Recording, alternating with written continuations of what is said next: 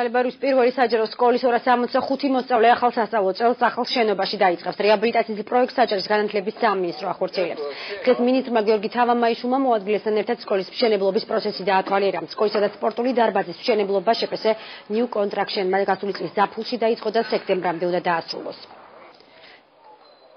სახურავიდან წყალით ჩამოდიოდა, შიგნით ხის კონსტრუქციები იყო, რომელიც საერთოდ კედლიდან კედელში ხმა ისმოდა, გაკვეთილების ჩატარება ძალიან ძნელი იყო. ეხლა ეს ჩვენთვის ნამდვილად სტიმულის მომცემია. შევეცდებით, რომ უფრო და უფრო დიდ წარმატებას მივაღწიოთ ამ ახალ სკოლის შენობაში. მილიონამდე ჯდება დაახლოებით სკოლის მშენებლობა.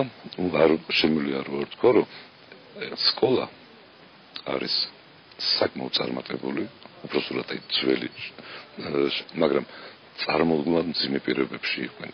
მაგრამ შედეგები იმდენად კარგი ჰქონდათ სკოლას, როგორც პედაგოგთა კვალიფიკაციის, ასე მოსწავლეთა მონდომების, რომ ნამდვილად ღირსი იყვნენ, რომ მათ ახალი შენობა ჰქონდათ და ღმერთით მოახერხებთ ამას.